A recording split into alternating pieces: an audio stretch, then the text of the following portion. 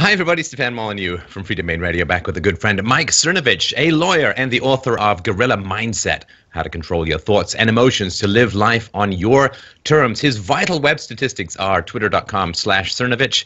Just sign up. Pause this video, sign up, and come back. You can read his blog at dangerandplay.com and follow him on Periscope, where he has the media attack capacity of a nuclear submarine, periscope.tv/play dangerously. Mike, welcome back to the show. Good to chat with you again. Always fun to talk to you. So, we were just chatting before the start of the show, and you were talking about some of your interactions with some Clinton supporters just plain yesterday. Can you let us know what happened and what the results you think will be? Yeah, it's really an amazing time. It feels like we haven't talked in a year, but we talked like 2 weeks ago. But so much is happening every day, and it's so fast-paced. Yesterday, there was an impromptu sort of flash mob pro-Trump rally in West Hollywood, California, which is a very liberal part of California, and WeHo, as it's known as, is kind of like the gay district. We were all hanging out. We periscoped that. People from all walks of life. People like me, Chinese Americans for Trump, gays for Trump, Latinas for Trump, blacks for Trump, everybody for Trump. You wouldn't believe it. So after the rally, as it was winding down, we all went into this nearby cantina to hang out and just have some drinks or whatever. So the line of Trump people go walking in, and I'm periscoping, of course. They go walking in, and there's like a mini riot amongst patrons. And what I saw, again, every time we talk I say this, and by now nothing should surprise me. What I saw surprised me. People were throwing food. They were throwing guacamole. They were throwing salsa. They were throwing French fries and chips at Trump supporters. And I thought, who throws food? Who throws food at people, right? How old are these people? They're throwing food at them, which was out of line. But then what happened is there were a couple women there and a couple men who were trying to physically remove the Trump supporters. So one of the gay Trump supporters was actually shoved, pushed, hit. Another guy was trying to remove people physically, and they didn't even work there. So we're inside there. There's all kinds of drama. And then eventually, because we're Trump supporters, we're not going to go in there and fight because we know how that's going to go. We say, all right, we'll leave. So as we start to leave, two of the women who had initiated the violence inside decided they wanted more, so they went after Tim, who's at Twitter, Baked Alaska, and like clawed him. He had a big red mark on his neck, hit him, and then one of the girls took his phone and threw his phone on the ground and smashed his screen. Wow. Wow. I mean, this to me, it's not truly shocking, and I think it's only going to escalate before the election because the left is in a pretty desperate place. They kind of gave up on public discourse a couple of decades ago and just started using the media to rig the elections, importing a bunch of low-information voters who are going to reliably vote Democrat. So they kind of haven't been in the ring of intellectual discourse for a while, and they're more desperate to win now than ever, which we'll get into in a bit. So the fact that they're escalating to violence, well, violence is what happens when you want your way and you've run out of words, and I think the left has run out of words decades ago. Violence, I understand. It was when they were throwing food. That was what really, that's just something that I don't understand. Who does that? They were physically grabbing food like ranch dressing and throwing it across a restaurant. That's a level of uncivilized behavior that I guess I'm not used to. Maybe, I don't think people consider me too prim and proper, but throwing food at somebody would never occur to me at this stage of my life. Well, I think for everyone who's no longer in summer camp and trying to have fun, I don't think it would occur to any reasonable person elsewise. So, of course, what they did, as far as I understand it, you're the lawyer, is assault. A battery, I mean, how does that run from here? Yeah, if you physically grab someone, touch somebody, hit somebody, and it isn't the type of situation where contact would be presumed. So, for example, if you're at a nightclub and you kind of move somebody out of your way, well, that is an assault because you're at a nightclub, it's crowded, people are moving to and fro.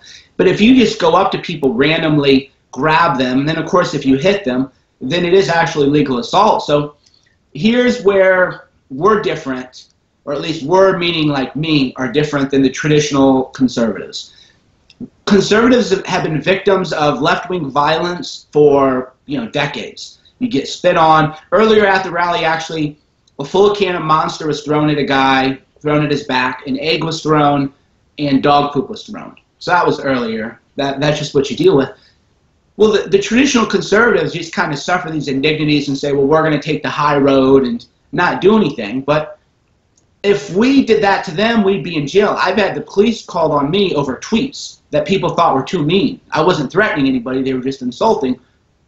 So we called the cops. We got the cops there because it was legal assault and battery. And we're tired of people attacking us, argue with us. We had a heckler show up at the rally. He held up a sign that said bigots for Trump, and he was trying to troll us. Nobody cared. We had another guy come in flipping us off while taking selfies. We thought that was hilarious. We're all for that kind of like trolling and argument and everything. But if you want to get physical, well, we can't get physical. If we got physical, imagine the media would be all over it, right? The police would be all over it. So we did call the police, and charges were brought against two of the girls. They ended up in the back of a police cruiser, and now they're going to be in court.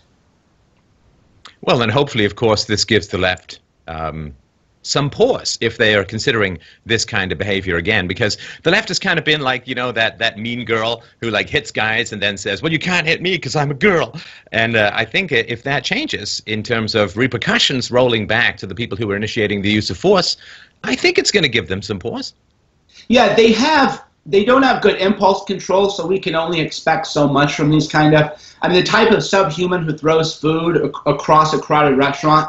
But we can deter them a little bit, yeah, in the mindset that, well, I can hit you, you can't hit me, I'm a girl. You're right, I can't hit you, I won't hit you, but I am a lawyer, I will sue you, we will call the cops, we will have you arrested. There are ways to handle you. We will take your picture, we will let people know that you're a violent thug, and then when you want to find a job, your employers are going to Google that, and if we're waging essentially information campaigns that nobody on the right has been able to effectively do, and we're waging it well. So yes, they broke the law and they should be punished, but me as a media guy, public relations guy, I'm thinking bigger picture too, and we're sending a message to the left that we'll debate you anywhere, anytime, any place. You can come heckle us, you can come hold signs and make fun of us, you can flip us off. We don't care, but the minute you want to get violent, then we are going to bring the police into it, and you will end up in the back of a police car. Right. So let's turn to the hot topic that you and our good friend also, Paul Joseph Watson, have been hammering pretty hard lately, and that's Hillary South. Now, before I do an interview, Mike, I always try and make sure that I say to myself, please, Steph, don't do any rants. Rants are for solo shows. But I have to do a tiny one here because this is driving me crazy. Because the amount of corruption that's swirling around Hillary, and it's not all that theoretical, and it's not all that abstract, and it's not all that unproven, you know, with Director Comey of the FBI saying that she was ridiculously careless with national security, and then everyone being worried about Donald Trump getting the nuclear codes. That's a whole other thing. But I've been sort of waiting for the things to sort of coalesce in people's minds, and for people to say, you know, where there's smoke, there's fire. It's the straw that breaks the camel's back. There's just one of these too many now. Of course, the Clinton Foundation's being investigated by the IRS, which, of course, probably won't go anywhere. But enough of these things, I think, would come together where we say, okay, well, the Clintons left the White House. They claimed they were dead broke, and now they, what, make $240 million since or something like that, and not because they're just great at public speaking or good at telling jokes. And so it's sort of been, to me, when is it going to be enough that the whole rotten structure of faith in the Clintons begins to come down? And it hasn't happened, even when you've got the father of the Orlando nightclub shooter sitting behind Hillary Clinton. I mean, this is the, what is it going to take? Now, your approach, I think, is interesting, which is to say, look, this corruption stuff isn't taking for people. It isn't really changing their minds, but people may respond to questions about Hillary Clinton's health. So step me through that, because I keep waiting for this dam to break, and it just doesn't seem to be moving. Yeah, if you're, and we've mentioned this as like earlier episodes, if you're a logical person today, the world is absolutely maddening, because the list of they're rigging elections, they're Goldman Sachs, I don't think that Hillary even ever actually gave a speech to Wall Street. I think that that's why there's no transcripts, is because they just actually paid her off. So, but that's a digression. But the point is, there's just a list of things that you can't even imagine anybody doing, let alone get away with. But it hasn't worked. But we all have had to take away the car keys from grandmother. We've all had to take away the car keys from mom. We all know what that's like. We all know what dementia is like. We know that human element. And we know how sad that is in our own lives. That's something that resonates with us. It's something that we find persuasive. So what happens is that logical, high intelligent people like you and the people who watch the show and listen to the podcast, that isn't most people. That's maybe 10% of people view the world like that, okay? So those arguments aren't going to, policy arguments, that isn't going to be persuasive to most of the people. But nobody wants a weak president in the United States. Nobody wants a sick president in the United States. Nobody wants a so-called Manchurian candidate or a weakened Hillary's type person. So that's why we hit the health thing hard. Now, the reason we know that it's worked, there was a poll in 2014 before people like Paul Joseph Watson, people like me, before Twitter, really, we decided we wanted to take over Twitter. Only 40% of voters wanted health records.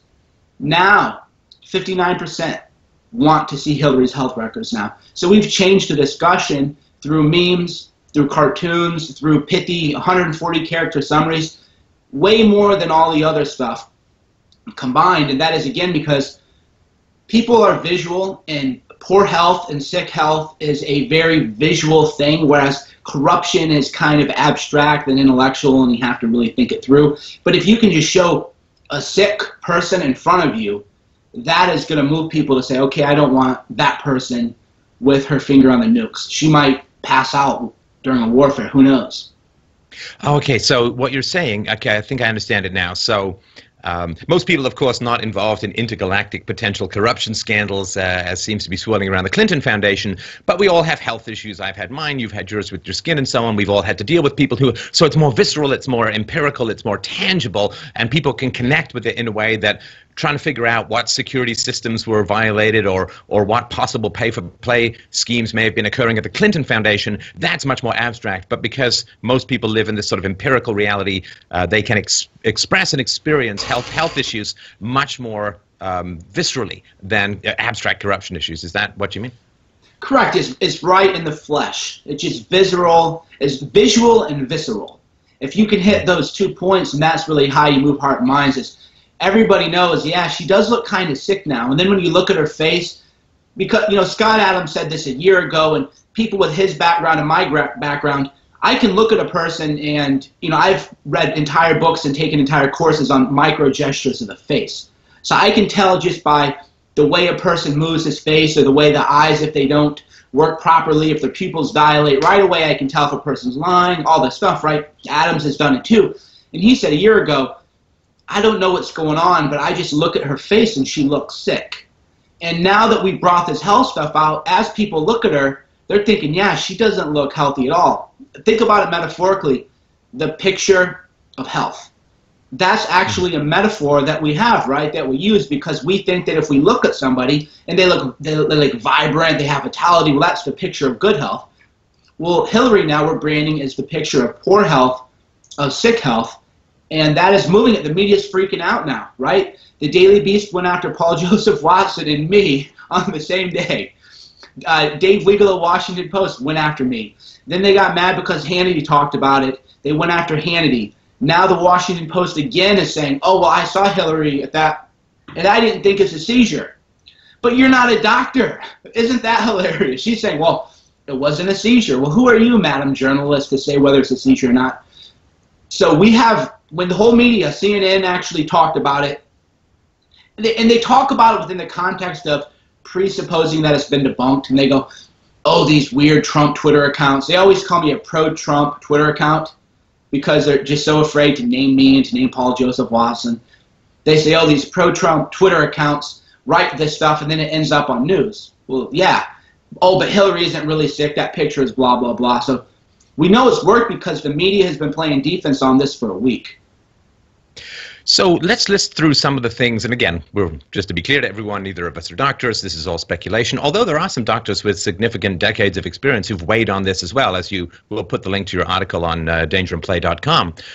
But in January of 2013, CNN reported that Clinton, who was then Secretary of State, was treated with blood thinners because she had a blood clot in her head, and this was either the cause of or the result of, if I remember rightly, the sequence that she had fallen. Now, at one point she fell, and I guess she had enough motor reflexes that she broke her elbow in the fall, breaking her fall. And I think then what happened was maybe she lost some reflex activity, and she falls, and it's more likely to to give her a head injury. And these things can be very complex and long-lasting neurological conditions. Yeah, she fell in 2009, I think, broke her elbow. She fell at 2011, remember going onto the jet plane. Then she fell again in 2013, which could have been caused by a stroke. That's another thing the media doesn't want to talk about. But the point is, this has been going back from 2009, where she's having poor reflexes and falling, and that's led one physician who believes she has Parkinson's. That would explain a lot of the loss of neural control. Because in 2009, she was only, I think, 63 or 64. At that age, unless you're falling on ice or something like that, generally older people just don't fall down at 63, 64.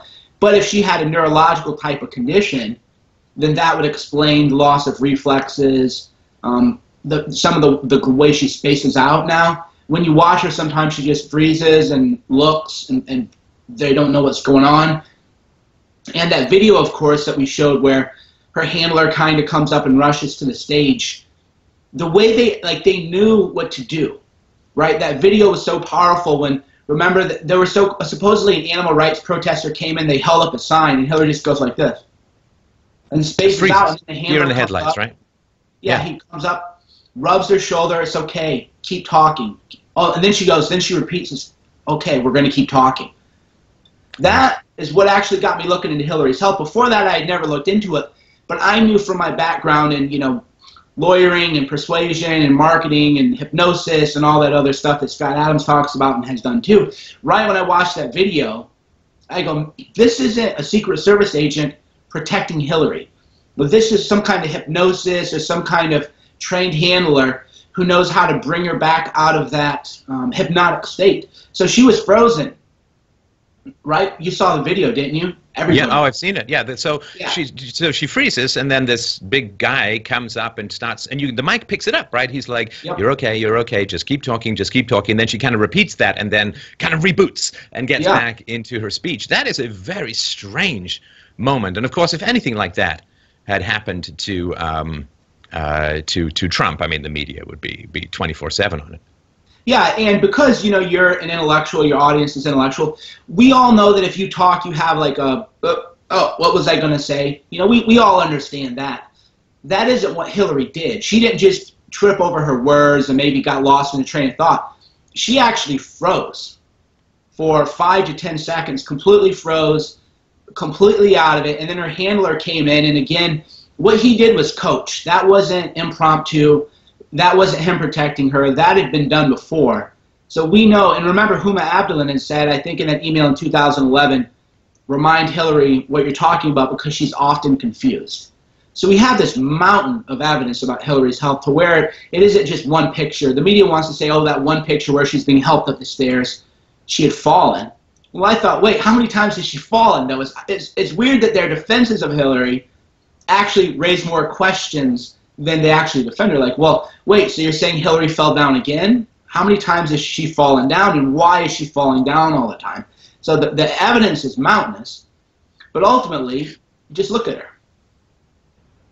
Now, you've also the handler, this big fellow who's around, who at some point, he doesn't seem to be Secret Service. He doesn't appear to be quite fit enough for Secret Service, and he also showed up a little earlier, I think, in civilian clothes, which would indicate not to be that case. But I think you've analyzed a photo where he appears to be carrying some sort of medical pen. Yeah, so that one, I'm not still sure not what happened with that one, but it looked like he had like a diazepam pen. People zoomed in on it. But on that point, it looked like a medical pen to me, and it looks like he has like another guy in another picture had like a medical bag under his jacket. So her people are carrying all these medical apparatuses, and I saw another picture actually that showed somebody carrying looks like an oxygen tank. So her staff, they're carrying some kind of medications, some kind of, I think that they're carrying some kind of pen, maybe like it has like adrenaline-like effects. So when she zooms out and spaces out, you shoot her up and then she's back in, just like she got a spike of adrenaline. So it's really weird when you look at what her handlers are doing. And then, of course, there was that picture where she was being supported from behind.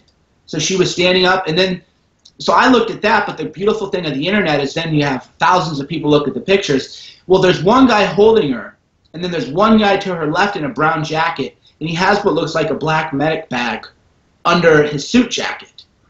So her people, she's clearly sick, and her people are carrying all kinds of not traditional first aid stuff, bandages and things, but actual ephedrine or norepinephrine, some kind of pins to snap her back into it. Well, and we'll put a link to this below, but there's a doctor who's, I think, got more than 30 years of experience who says that, according to his quote, it is the premise of this discussion that Hillary is most likely suffering from Parkinson's disease. And I think he mentions that one of his good friends had gone through this, and he had to help him out of businesses because, of course, you have cognitive decline, you have physical decline.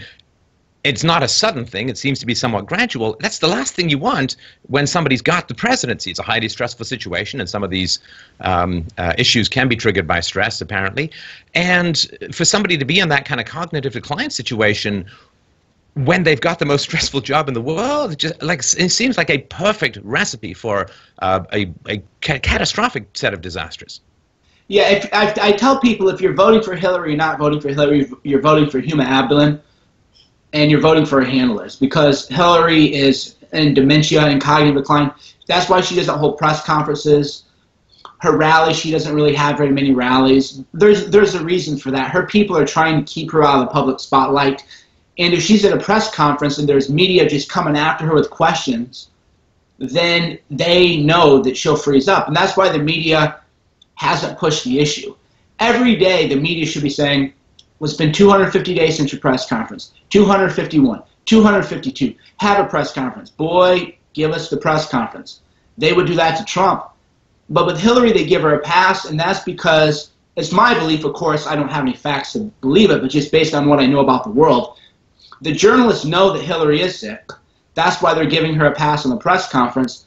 And that is why the entire media now is freaking out to try to say, Hillary, oh yeah, debunked. The picture's debunked. Well, remember the John McCain. CNN, they all demanded to see his medical records. They all demanded it back in 2008, right? A long memory is essential for a philosopher and for a philosopher of truth. Because then you can analyze, but wait a minute, in 2008 you wanted McCain's medical records and you demanded it every day. But now with Hillary, you're saying, oh yeah, this is nothing, this has been debunked. Well, that's a real contradiction there, isn't it? Yeah, no, I remember that very well because apparently they were in search of some melanoma that he'd had 10 years previously. If I remember it rightly, Mike, it was something like this, that they got his medical records. You could go in as a reporter. You couldn't take any pictures, but you could read about them and report on them, and they, I think, pronounced him to be in fairly good health. But that was, of course, a huge issue. And now, of course, that the shoe is on the other foot. We can only imagine that if Donald Trump was showing any signs of ill health, that the demand from the media to see his medical records would be, 24/7.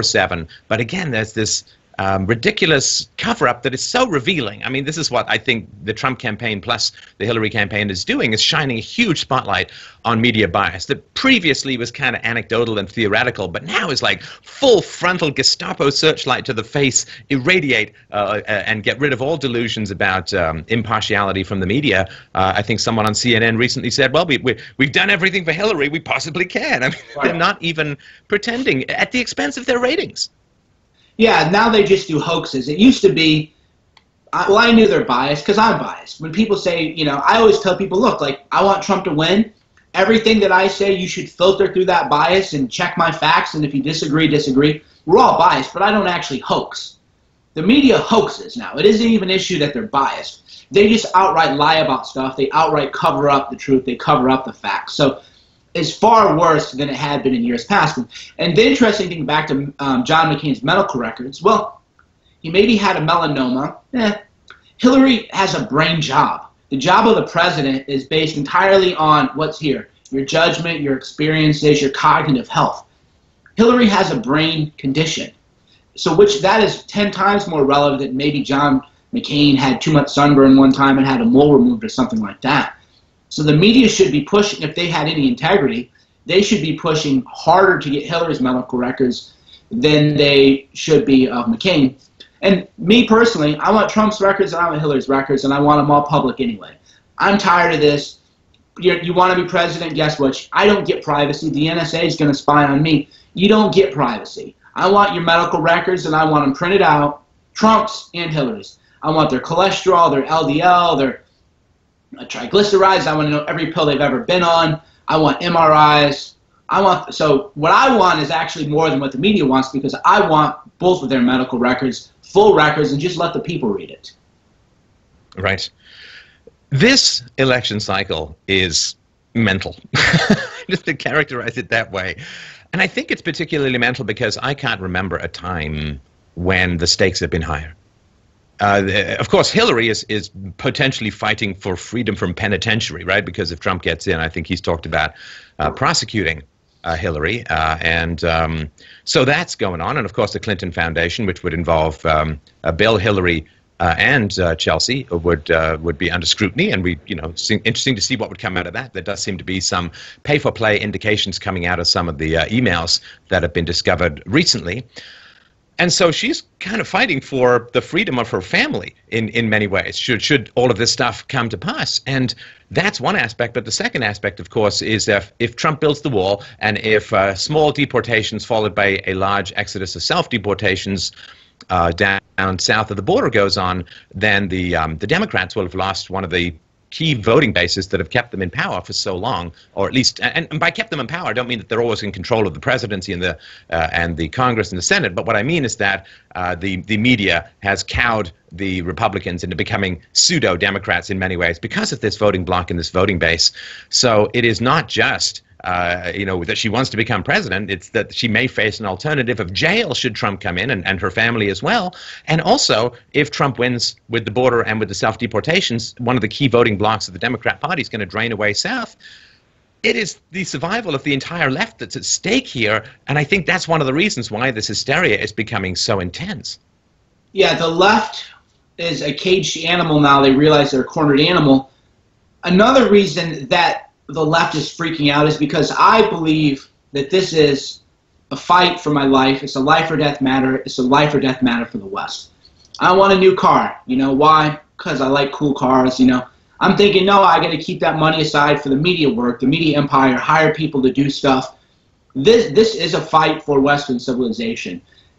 Either with Trump's election or the next election after that, America is going to go the way of Europe. We're going to have a terrorist attack every month, like in Europe. We're going to have the roaming rape mobs like they have in Europe. So finally, enough people on the right, we've gotten rid of these weak people, the weak cucks. Those of us left, we realize this is literally a fight for life or death. So people tell me, Mike, aren't you worried about going hard after the Clintons? A lot of people who do end up dead. And I said, well, I really think that this is war, and we are in it's information war, and we are in a fight for life or death. The left gets that too. We need more people on the right to realize, this is crucial. We have to win. We can't have globalism because we saw what happened in Europe, and we have to treat this more seriously and keep hitting them hard, and we're actually hitting them hard. I mean, think about it from a Twitter account, from your YouTube, people like Paul Joseph Watson, you're never going to see him on CNN, right? The kind of impact that people like us are having, the left has never had to deal with before, because they used to deal with the very genteel, if you want to be on their little TV shows, you have to play nice, right? I was banned from TV now. Remember, I went on Fox Red Eye, and then the whole media pushed back, even the right-wing media. So now I'm banned from television, which I think is cool. But if you're nice and you play into little points and you're controlled opposition, well, then you can be on TV, right? So that's what the left is used to, people who want to play nice to be on TV. But people like us, we have our own platforms anyway. Whatever, you can't ban us. We'll have another platform somewhere else. And so we're having a real impact, and that's another reason the media has gone into full hoax mode, because they're realizing that they actually have real fighters fighting back. Well, TV is boring and inconsequential in this battle, in my opinion. I mean, I've been on TV a bunch of times, and if I do one great video, it does 100 times more than any TV appearance I've ever done. So it is an inconsequential distraction, and it comes, as you say, with so many limitations that you have to dilute yourself to the point of inconsequentiality if you want this relatively unimportant platform. So it really is not a very good bargain. Reaching the people directly is is the way to go. And you're right, the left has not had to deal with that. I mean, they've owned Hollywood, they've owned the academia, they've owned the media, they've owned the political discourse for generations. So they're soft, you know, like the late stage Romans, and we are the virile barbarians. That's why I'm growing this in, right? So I think that without wanting to say we shouldn't fight harder, I think we have to recognize the strengths that we have relative to the weakness that we're facing, and recognize that we do have significant advantages, and all we have to do is keep pressing those advantages in the pursuit of victory. Agreed. So, what about tax returns? This seems like an odd thing. I get why the left wants tax returns to come out of Donald Trump, because they want to trumpet and scream about his low tax rate and, you know, stoke the class resentment of rich guys who don't pay any taxes and so on. Do you think that's a big issue going forward? I know Trump has said that he doesn't want to release his tax returns because he's being audited for apparently the 19th or 15th or something more than a dozen times in a row. So he doesn't want to release his tax returns until the audit is completed. Do you think that's going to be an issue, and what do you think might show up on the Clinton side? Well, speaking of tax returns, Hillary released hers yesterday. And isn't it interesting that all of their charitable donations, something like 99%, went to the Clinton Foundation? So the Clintons took a, you laugh, it's true, you can confirm it. The Clintons took a tax deduction by giving money to the Clinton Foundation. That's their charity. That should, of course, be a huge media scandal. You're just laundering money into your, but of course the media is still obsessed with Trump's returns. So that was the Clintons are the Clintons. Anything they do, you know there's going to be some kind of shadiness behind it. So the Clintons, all of their charitable tax write-offs went right back in their pocket of the Clinton Foundation. Trump's tax returns, I don't think he'll release them. It would be a mistake for him to release them, because I can tell you as a lawyer and entrepreneur, and you're an entrepreneur, his income's going to be like $1, you know, because when you're in real estate and you have all these investments, you don't take much income. You know, my tax returns are a joke. If anybody looked at my tax returns, they would think I was on food stamps.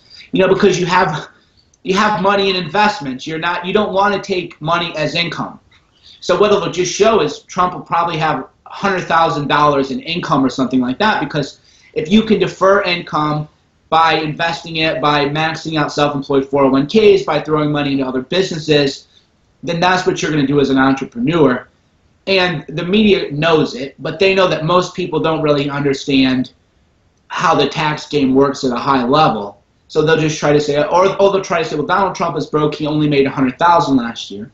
Well, I mean, if you have $10 million in revenue, you don't want to pay $10 million in taxes.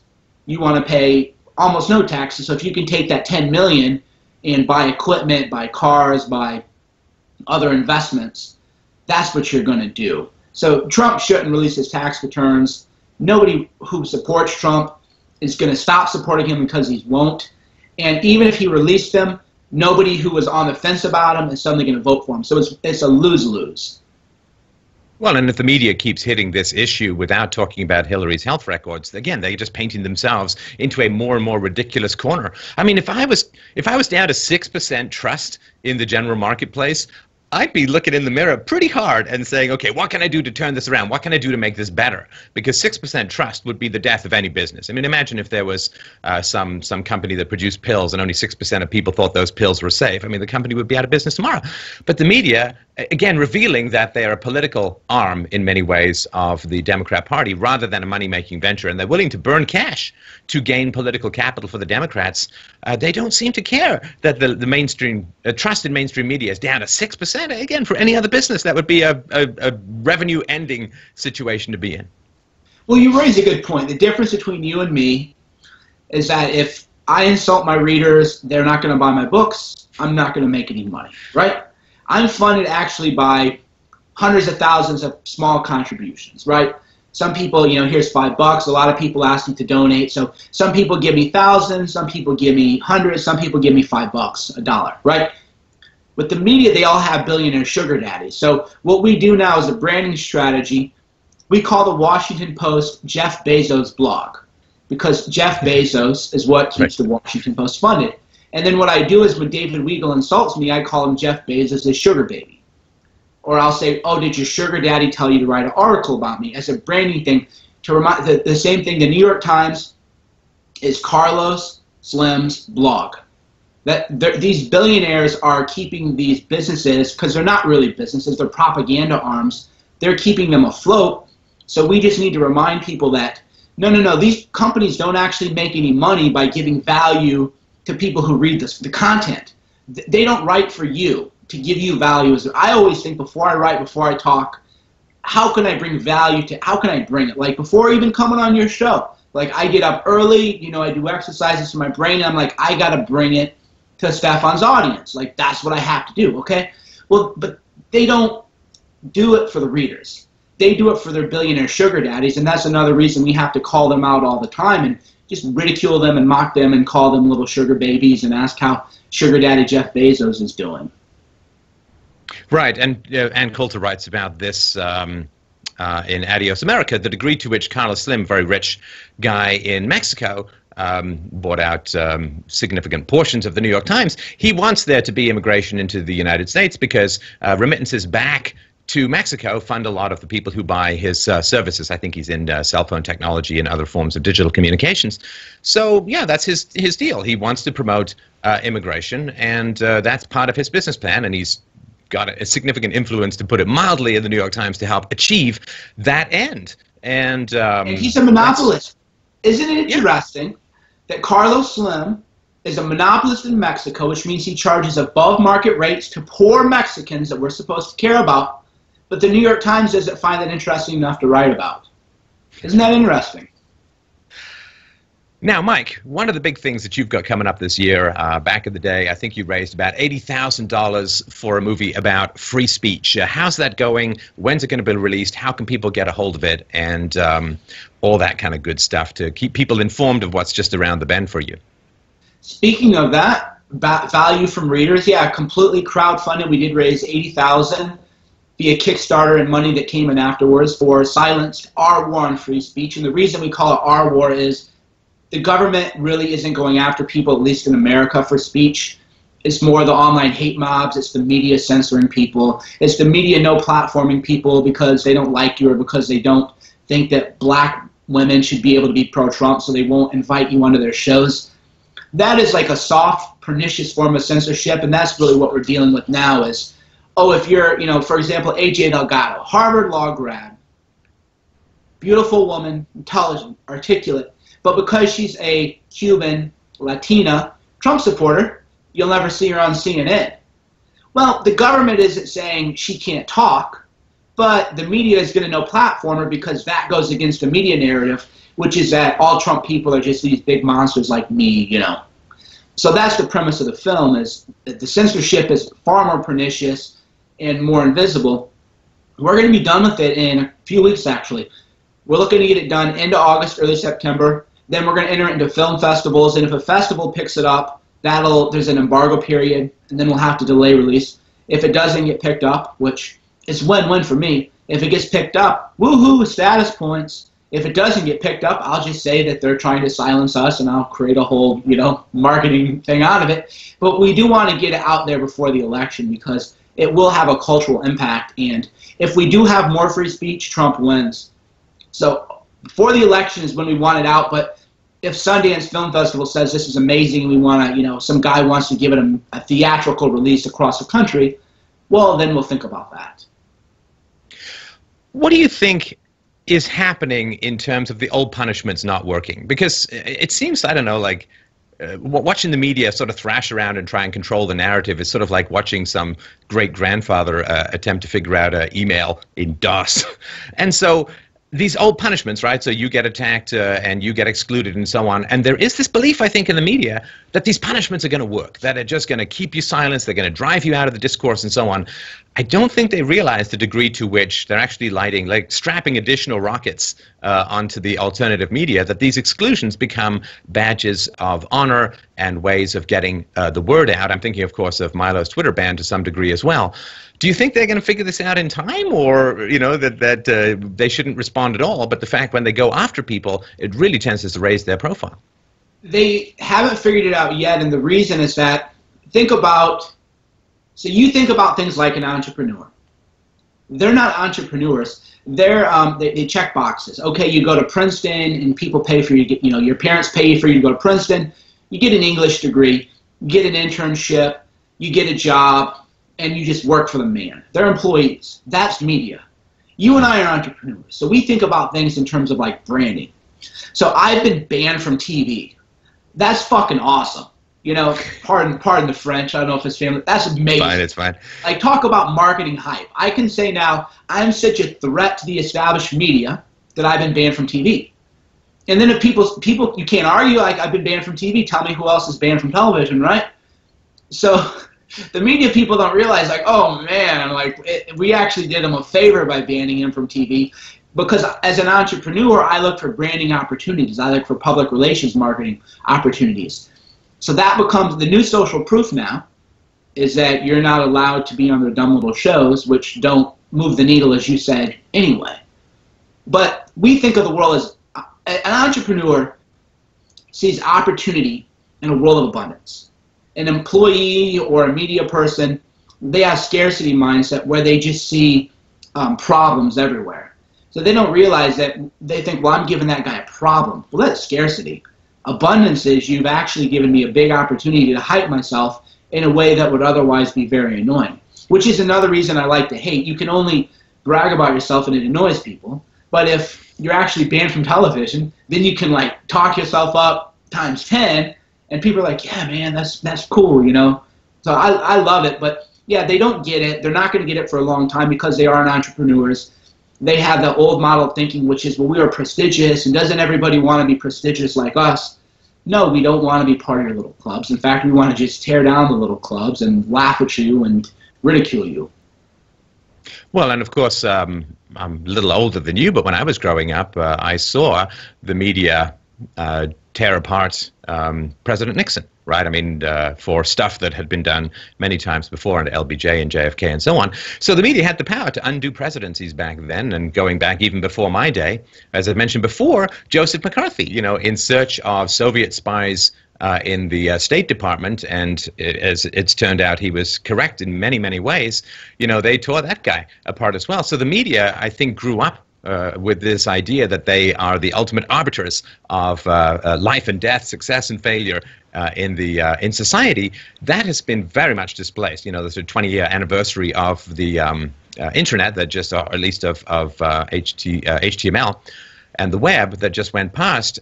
Kids now are growing up. I mean, the idea that they would turn on television and wait till 6 o'clock to get the news is incomprehensible to them. They're just going to search out clips here and there, and they're going to get information sent to them by friends, which comes from blogs. And now the form doesn't really matter anymore of where the information resides. What matters is the content. And so I just wanted to finish up by, I had a really great question in my call-in show last night. Which was, how do you determine who to trust, right? Because there's so many outlets for information these days, so many people with their perspectives, so many people with their arguments. And I think finding who you can trust is a really, really big challenge for people. What's your methodology for figuring out who you consider to be a reliable source of information? Big thing is that if you close comments, then I think you're going to hide something. You know, you got to be able to let people comment and debate. People who, if you'll debate other people who disagree with you, then I'll trust you. And I want to see facts, verifiable facts in people, and then I want biases disclosed. So one guy that I trust, who's a liberal and, you know, not a Trump guy, Dave Rubin. Okay, Dave Rubin's a liberal, but he'll have, I mean, he had Tommy Robinson on his show, you know, for crying out loud. He'll have Milo, he'll have me, he'll have people that he completely disagrees with, and he'll just say, hey, I'm going to trust the people who watch me to think that these guys are completely wrong. That's who you trust. You trust people who trust you. If you as you know, famous YouTube guy, me as a writer, if we don't even trust our own readers, our readers shouldn't trust us because we're clearly hiding something. So yeah, I always say, make sure that they're giving alternative voices a viewpoint. Let people who talk to people who they disagree with, let the comments come in so then the people can correct you. And I have people all the time in my own comments, they disagree with me, and I say, that's great. I have my biases if you think my facts are wrong. And the other thing is live unedited news is, I think, is the future. We talked about this earlier. I had 7,000 people, and then my phone crashed. 7,000 people live on Periscope, a live stream, okay? That's unedited. So then anybody can watch that, and they can watch my Periscopes. I'm not doing gotchas on people. I'm not asking you a question, then cutting out stuff, and then adding in your answer.